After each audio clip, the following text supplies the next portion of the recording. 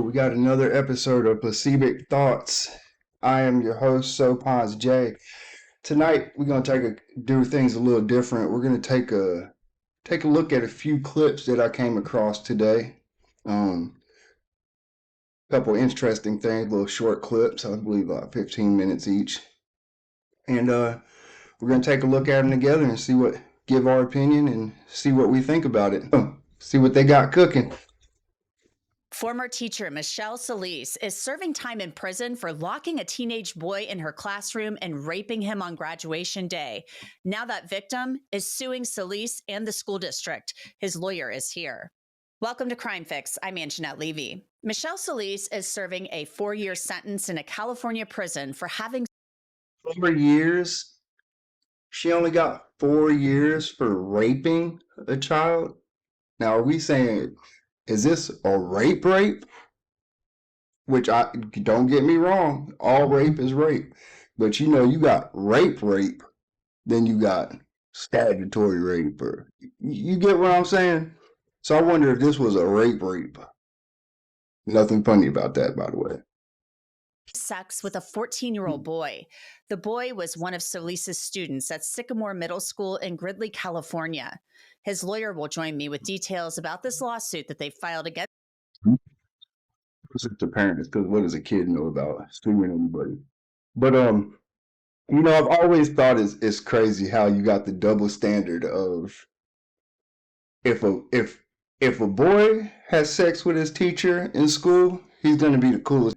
But now if a male teacher does that to a female student, oh, that's messed up. That's rape. So I feel like it's a little bit of I know society sees it all the same, but I don't know how I would feel. Now, if a male teacher touched my daughter, I would definitely have a problem. But if a female teacher touched my son, I think I would have to ask my son, did you want it? Were you a willing participant? Because if you was asking for it, then I'm not going to how can I knock the player? I hate the game. I can't hate the player. Shoot. I'm just playing. Solis and the school district in just a bit. The assault happened back in June of 2021. Solis and the boy were 29 years apart in age. The DA says Solis, a wife and mother. She ain't even a pretty teacher. Well, she look like she been through the ringer. She been rode hard and put up wet. On Instagram in the weeks leading up to graduation. DA Mike Ramsey told me last summer after Solis. She wanted to make sure she got that D before he graduated and went to high school. Crazy? Who thinks like that? I better get that D before he goes to high. Look at that bow tie. What the God's green earth? Please don't tell me these are wedding photos. Ain't no way that's a wedding. She got a black dress on. That must be some type of formal or something. But that suit is atrocious, sir. He was receiving from Solis at first. But then on graduation day, Solis committed the ultimate act of betrayal. The 14-year-old boy was brought into her classroom at Sycamore Middle School. Solis locked the door and forced herself on him. The grooming had started with messages, and then she sent him explicit photos of herself, 4 to be exact. Here's DA Mike Ramsey. This was particularly, well, in a sense, disgusting by virtue of the fact that this 14-year-old boy was just sucked in to this situation by this teacher that obviously was sending Instagram and Snapchat kind of flirtatious activity over the phone, over the social media, and then photos, and then eventually into the classroom on the morning of his 8th grade graduation. Brought him in, locked the door, and had sex with him. And he, as he indicated, he was pretty shocked and confused and didn't know what was going on. He had felt that the attention that the teacher was giving him was good at the beginning, but then to suddenly get to this point really was for this boy, as he said later, he said he felt he had been raped. His friends noticed and his family noticed the entire change in his attitude. Police started investigating in October of 2023 and found messages between Solis and the teen. Investigators discovered other disturbing information. Mark Boscovich represents the student in this case, and he has filed the lawsuit. Mark, thanks for coming on. First off, how is your client doing?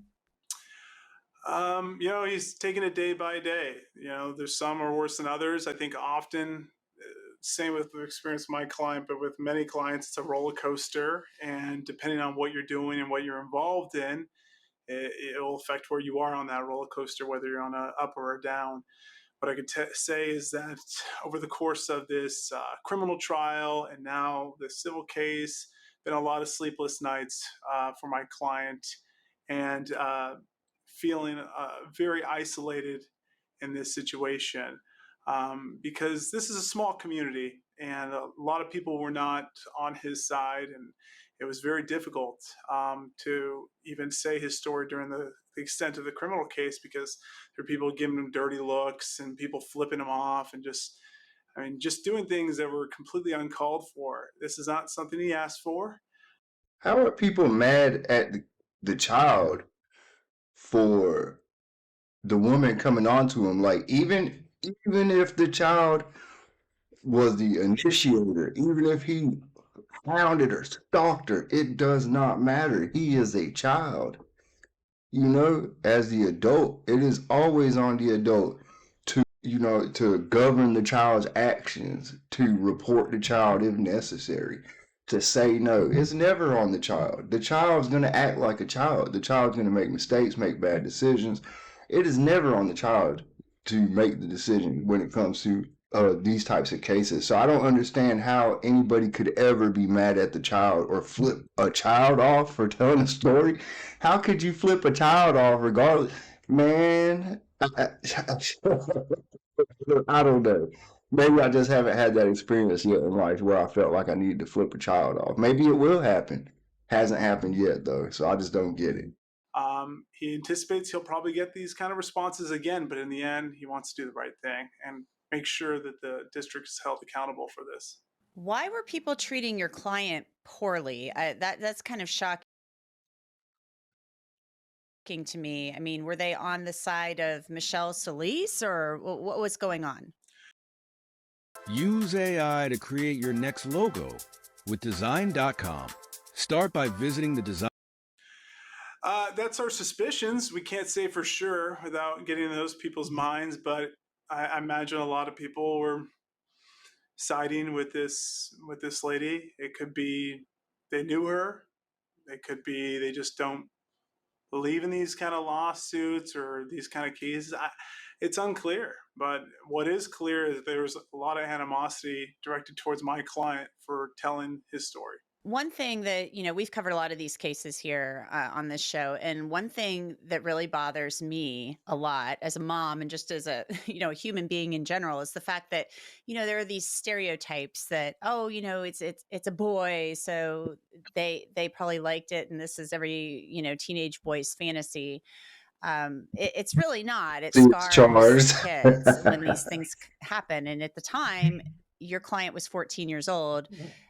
Michelle Solis, she's in prison now. She's serving time. So she's been convicted of this in a court of law.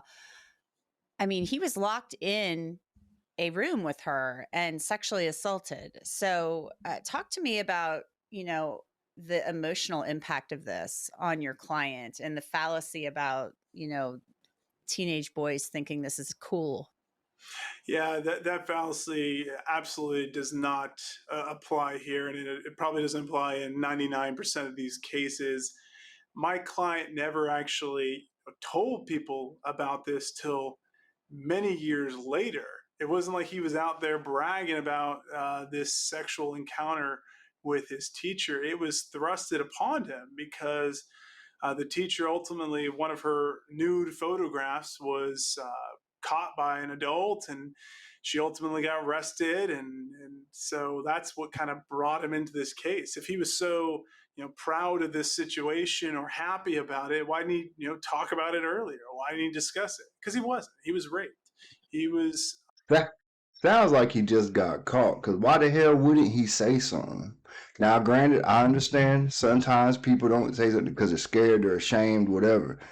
But it can go both ways. Maybe he didn't say nothing because he enjoyed it and he wasn't trying to get caught. And they found a picture and it effed this whole game up. So at that point, he like, oh yeah, she raped me, Dad. It was not me. Yeah, my 6-year-old does it all the time, man.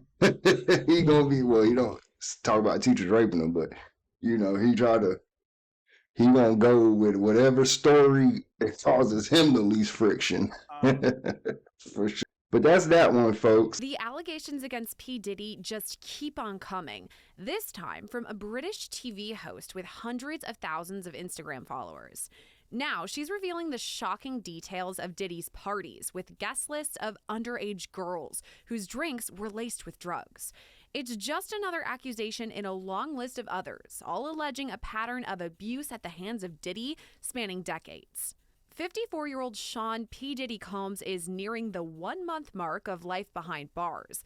The disgraced music icon has spent the past several weeks at the Metropolitan Detention Center in New York.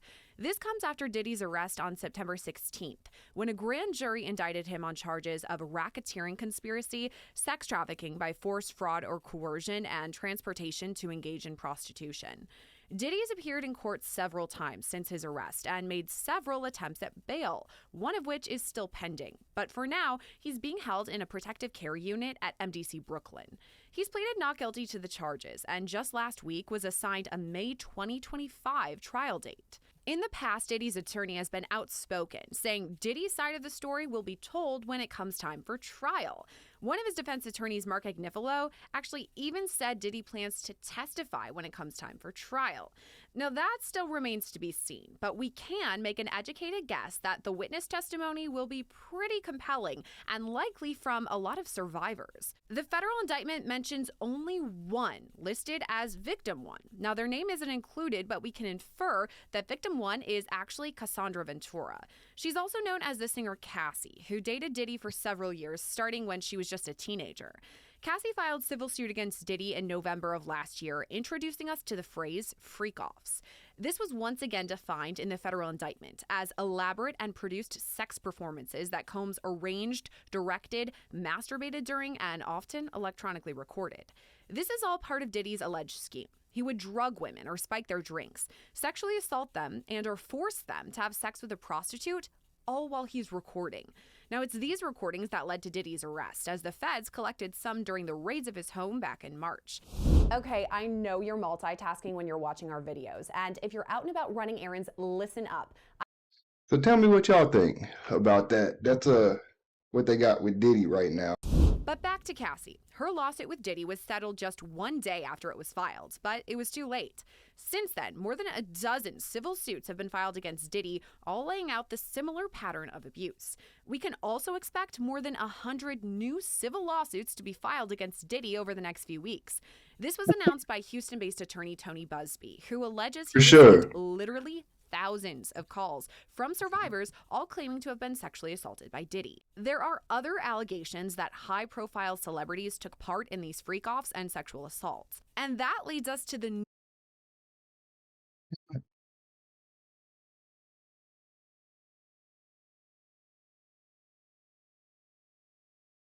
newest allegation. It was announced by Houston-based attorney Tony Busby, who alleges he received literally thousands of calls from survivors, all claiming to have been sexually assaulted by Diddy. There are other allegations that high-profile celebrities took part in these freak-offs and sexual assaults. And that leads us to the newest allegation, coming from Precious Muir, a British TV host who has thousands of followers on Instagram. Muir says she moved to New York in 2005 and was told that she needed to network to make a name for herself in the entertainment industry. That led Muir to some of Diddy's parties, where she allegedly witnessed some sinister actions, young girls being drugged against their will and forced to have sex. She told the Daily Mail, quote, "I wanted to be invited and be around these amazing and incredible people, so if you had the opportunity, you went. Back then, we didn't have the luxury of social media and Instagram to message a brand directly. Going to parties weren't just an option, but they were part of our job. According to Muir, shuttles or SUVs with tinted windows would pick up girls and take them to these Diddy parties that oftentimes had some major celebrity names. Muir says she was warned not to smoke any weed there because Diddy would apparently sprinkle stuff in it. On top of that, the vodka shots were apparently laced with drugs. At one point, Muir says she had a drink that was spiked, causing half of her face to go numb. She said, quote, "I truly believe that not participating in drugs prevented me from going into a dark place that many other girls went to." During this era, Muir says she met Diddy and Cassie, who were dating. She says Diddy was obviously the leader of the pack, who took advantage of young girls who had showbiz dreams. It didn't matter if the girls were underage either. Muir says it was not a place for children as there was nudity and sex, but that didn't stop Diddy from recruiting young women, allegedly.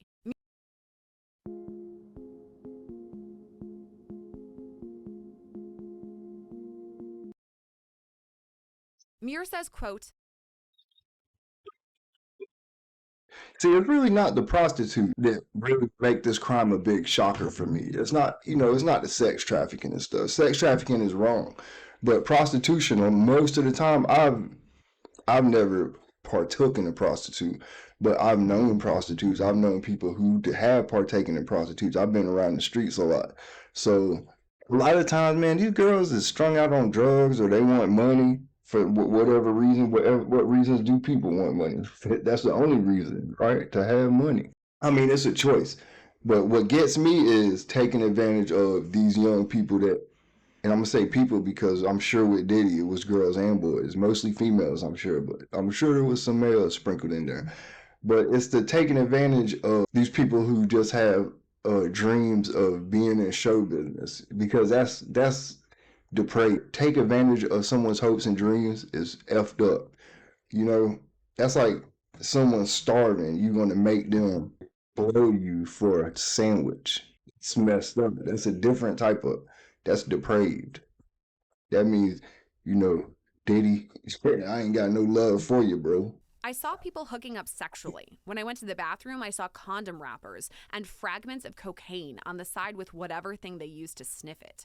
She went on to say that as the leader, Diddy was never told no. She said, quote, "You can sense that he has a lot of confidence and that he likes to be in control and tell his inner circle what to do. And I don't think anyone ever really says no to him." Security guards were apparently also present at these parties, who were on the watch for anyone who pulled out their phones to take pics or videos.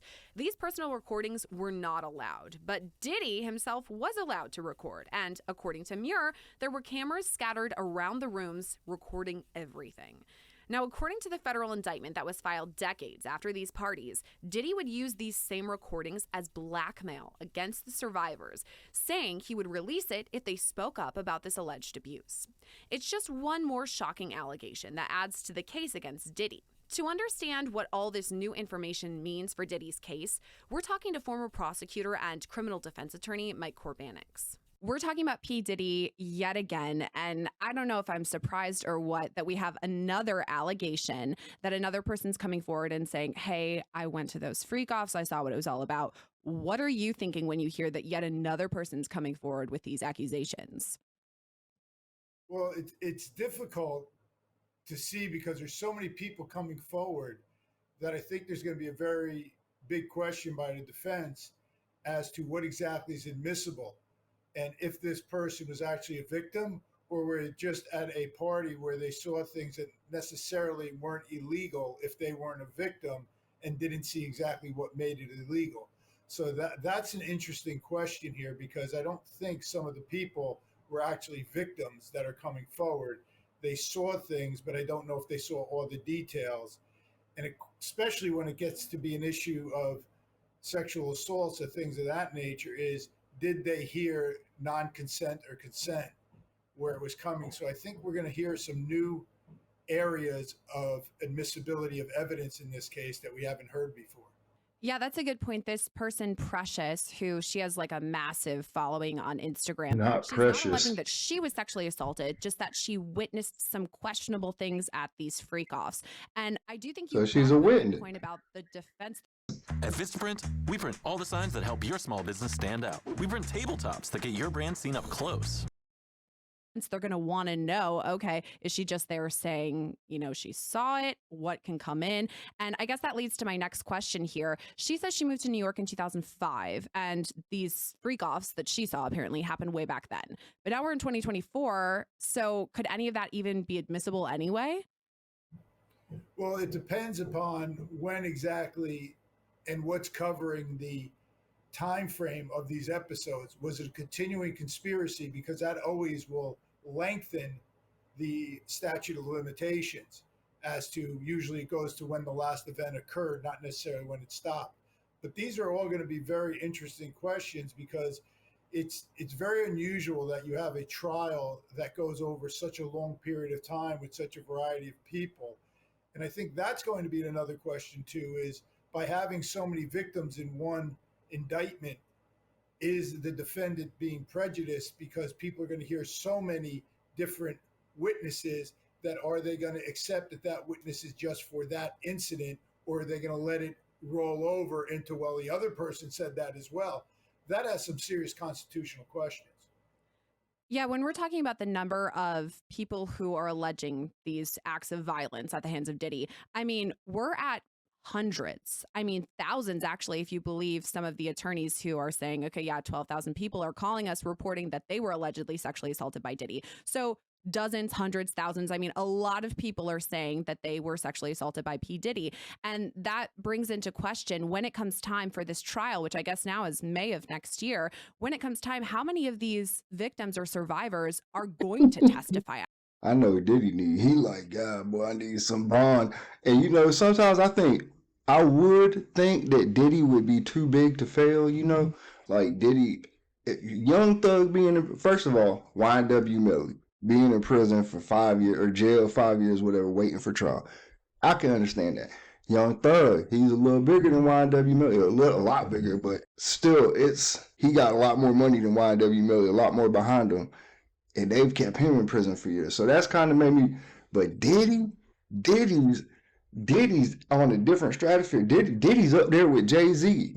He's in the upper echelon. So for them to be keeping Diddy even a month, that makes me. And in all honesty, I'm proud of my country, because it's about time that these people that are too big to fail get their just desserts, man. It's time for them to live by the same standard that we all have to live by. And follow the same rules, because it ain't fair and it's not right. And I've watched it my whole life. And I'm just glad to see that my country is finally, holding everybody. Well, it ain't holding everybody to the same standard, but I'm glad to see that, things are starting to change. I have seen a change in my life. Want to bring to make sure that their case is as good as it can get? Well, I would think the prosecution, if they have a strong case, would want to bring less than more and rely on quality and not quantity, because you've got to have witnesses that are coming straight forward and not opening doors for the defense to create reasonable doubt as to whether or not these people are in fact credible or not. I think a big question is going to be, as well as, if you were a victim, why did it take you so many years to come forward? Or were you just a victim because things didn't work out because you were hoping to advance? And that's going to be a very interesting question. It may not be glad to see this case go to trial, that's for sure. And it's definitely going to go to trial. They've already kept Diddy in jail for a month. This case is going to trial, okay? There's no settling. This man wants to get out. This case is going to trial. If they've got enough evidence to keep denying bond the way they have, they're going to trial. But it is a question when you're defending someone to see if they're proving beyond a reasonable doubt whether or not that person did not consent to what happened. And I do think you're bringing up a good point here, in that there's so many people who are coming forward that the defense obviously has to be asking a couple of questions. P. Diddy's a huge name, and we've been talking about him, for months at this point. And now I'm wondering, the defense will probably say something like, okay, this is very opportunistic of you. If you actually were sexually assaulted, again, to your point, Mike, why did it take you so long to come forward? So are these things that the defense is going to go through and vet if and when it comes time for all of these witnesses that they know are going to be called for the future trial? Are they going to go through and really make sure that these people have airtight stories? Defense attorneys. I've been on both sides as a prosecutor and a defense attorney. And you have to prepare to make sure that those questions are going to be asked that are relevant to the case, but do not prejudice the jury as to what they're going to decide. And you have to make sure that these witnesses have credibility. And what were the reasons? If it was one of the reasons they delayed was because they had some, and there are some experts who will testify that there's mental health issues that may prevent somebody from reporting something because they're afraid? Or was it that I was willing to do this as long as I advanced in my career? And that's going to be the interesting question, I think. I mean, I haven't seen all the discovery in this matter, but That's real interesting. I was willing to do this as long as it advanced my career. But since it didn't advance my career, I'm a victim. That's a messed up situation, and exactly. So being Diddy, knowing that you're this big public figure, you should know better than to put yourself in a position to get these allegations, to have somebody say, oh, well, I didn't make it, so now I'm a victim. You got to protect yourself from stuff like that. You don't see Jay-Z having these problems. Why? Because he don't put himself out there like that. Diddy want to have freak offs. That's the crazy part. So let me know what y'all think, man. Let me know what y'all think about Diddy. Do you think he's going to go down? Yes or no? How much time do you think this man's going to get? Because they might throw the book at him. How long do you think he'll be in jail before he actually gets convicted? And for our third and final video, we got a man that goes crazy, goes full Florida man, it says, after stabbing a doctor. Why'd he stab the doctor? Who knows? We about to find out, though. Here we go.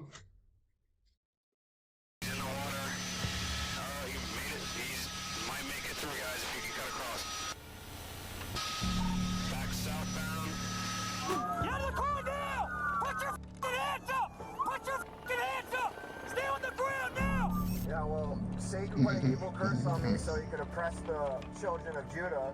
So this isn't fair. It's just before 5 p.m. in Vero Beach, Florida, where we join police in a high-speed pursuit of a man who allegedly tried to stab a physician. Something in the water in Florida. You see, I got my Flo Grown shirt on, my Florida Grown shirt. Born in Florida, but there's something in the water in Florida. I do not currently reside in Florida, and I do not rep Florida. That's for damn sure. But I was born in Florida, and I do love Florida. I do love Florida. I will say that I do love Florida. Side swipes an officer, and the chase is on.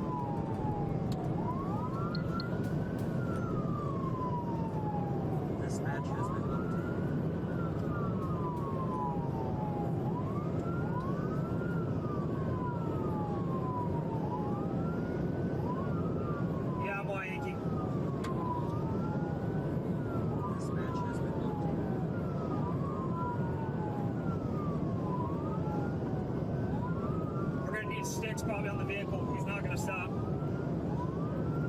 This match has been locked. He's in the left lane, over 120 miles an hour. This match has been passing cars back into the left lane. Deputies with the Indian River County Sheriff's Office took over the chase after a call from Palm Beach County alleged they were tracking a suspect who repeatedly stabbed a physician at a pediatrician's office before speeding off. He stabbed I don't know why it seems worse to me, but for some reason, a pediatrician just seems worse than stabbing a normal doctor.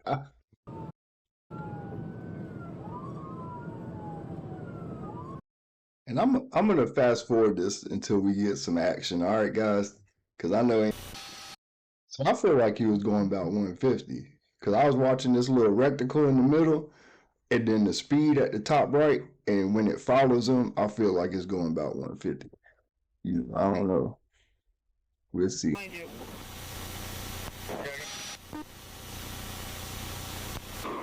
You're good to pay over 60 as long as it stays still.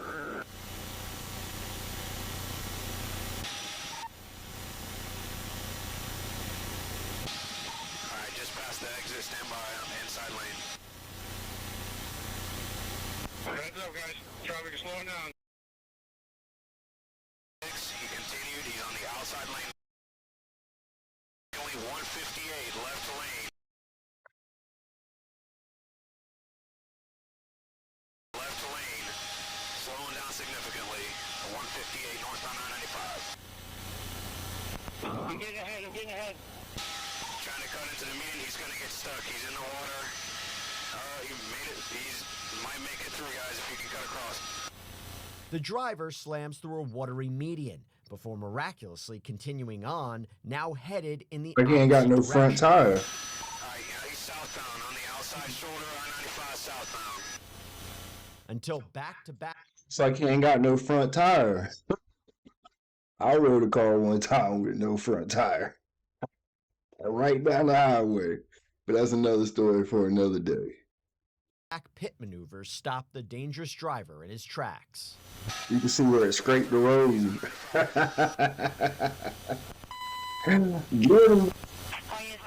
Traffic, this information, he is armed. Subject on the ground, prone down, stand by, stand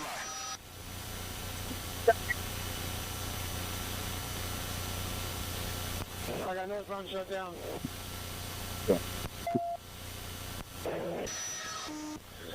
We need southbound 95 shut down. Guys, you good. You have a road ranger behind you shutting it down. Go ahead and do what you got to do. It's shut down.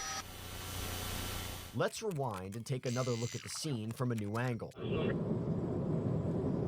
up, he is slowing down significantly. 158 left lane. Slowing down significantly. 158 northbound 995. Get ahead. You cannot go straight, dog.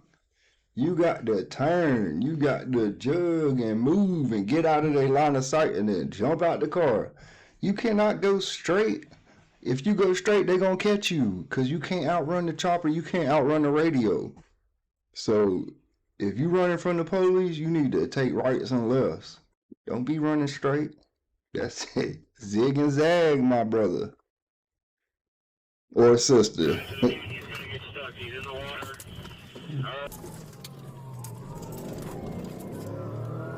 Yeah, he's southbound on the outside shoulder, I-95 southbound. Another pit, stand by. 33, please, I-95. IS-1032 traffic, this information, he is armed. Another officer exits his patrol car as this high-speed chase comes to an end. Now! Put your hands up! Put your hands up! Stay on the ground now! Don't you move, you understand? Move, boy. Don't you fucking move, boy. Look away from me! I was. Hey, they killed me, man. We got some stories for y'all. Wait till I get some subscribers. You move, or you will be shot, you understand?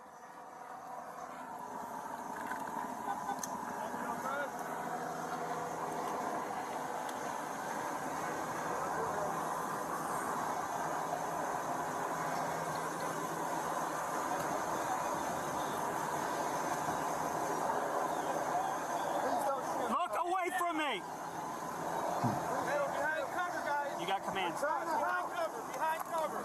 Please don't shoot. I'm trying to help you.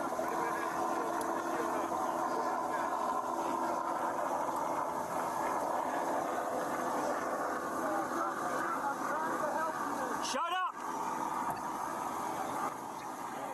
He said, shut up. Tired of hearing you talk, boy.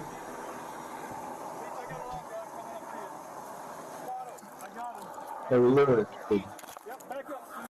I mean, he gonna have one hell of a fine because he fucked them police cars up, son. Let me tell you, he messed them police cars up, daddy. One shit. Look at that. That damn car. He's just taking over command.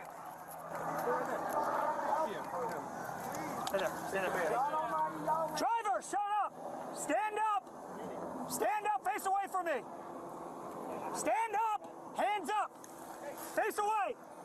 Take 2 steps to your left! Left! Left! Left! Left!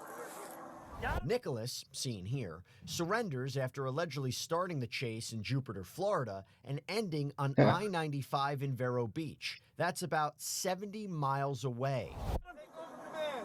Keep walking to your left! Vehicle, scoot up. Yep.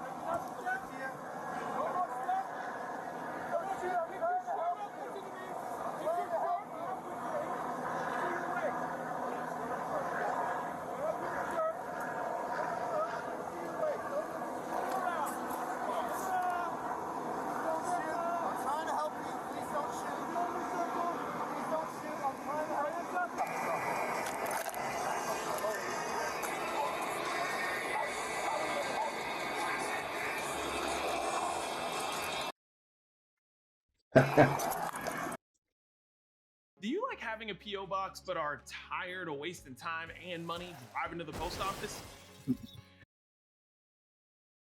Alright, yep. You guys take some steps to the right? It's pretty jammed up. We're probably going to have to pull it up. Hey, I'm going to swing across, yeah? Hot the button? Come on this side, then. Let's go our way. Yep. Suitcase. Clear. Deputies clear the suspect's vehicle, while others escort Nicholas to a patrol car.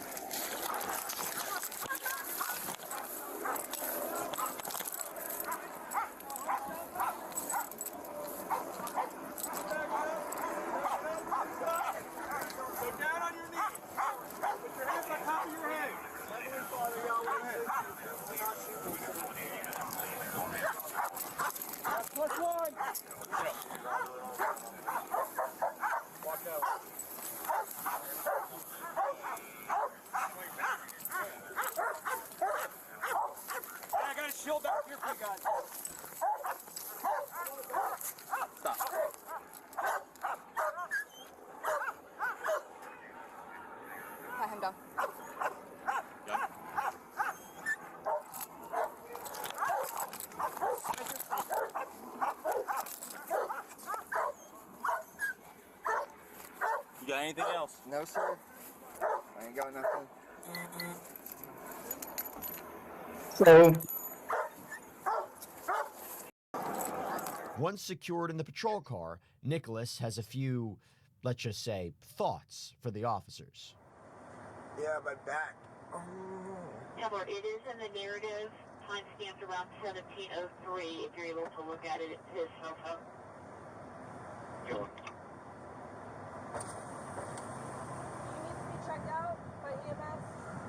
I don't know. I don't know if they're gonna help her or hurt me more. So they're probably just gonna hurt me. What can I do? What can? Moments later, medics arrive to evaluate Nicholas, but he's not exactly having it. Hey, how are you? How you feeling? I felt better. Felt better? Yeah. You hurt anywhere? I think they hit me. I think they felt my back, but there's nothing you can do, man. I got you. It is what it is. I hear you, bud. There we go. We're just here to check, make sure you're all right. No, you're not. No, we are. We're firemen. We're different, a whole different entity. Okay. So just back, right? Nowhere else? Yeah, my lower back. You want to sit forward so I can just take an eyeball on it? There you go. You're good. Just like that. Perfect. I don't see anything, bud. Where? Right here on the very bottom? Yeah. I got you. Yeah, you're not bruised up or nothing. Did you have a seatbelt on? You did? Okay, good. All right, you didn't pass out or nothing? Nothing like that?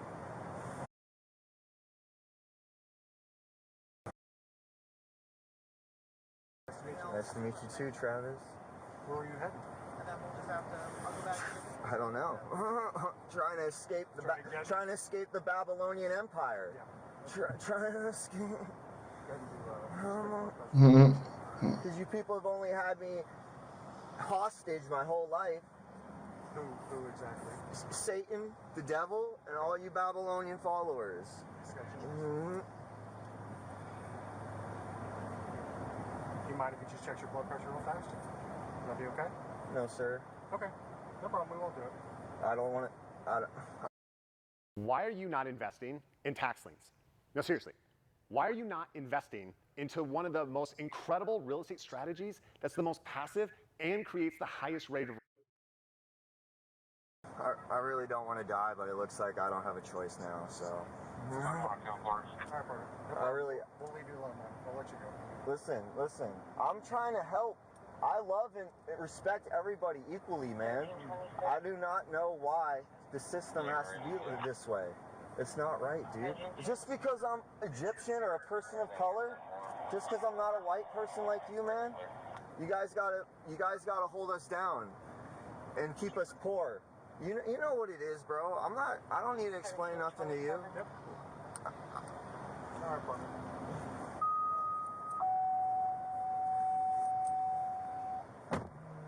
Hey, wait.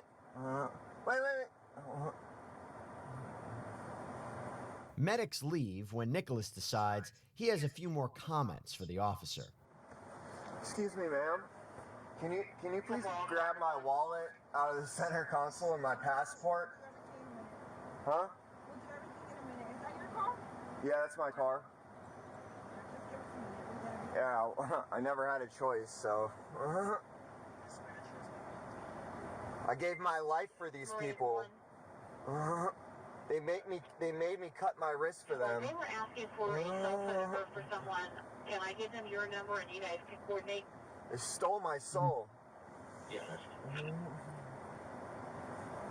Come on.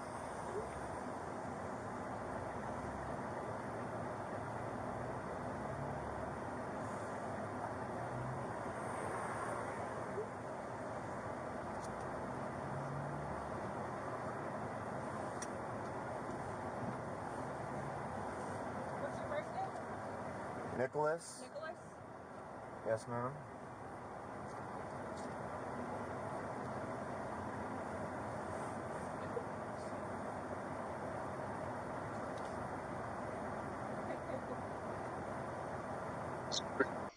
Let me know what you guys think. Did I do a good job? Did I not do a good job? Subscribe, like if you want to. That's just my opinion on this stuff, guys. I really don't know what else to tell you. That's what I think. Let me know if you think the same, if you think different. If I'm a dumbass, am I a genius? What do you think? Let me know. And here we don't go. Have a good one, man. Hold it down.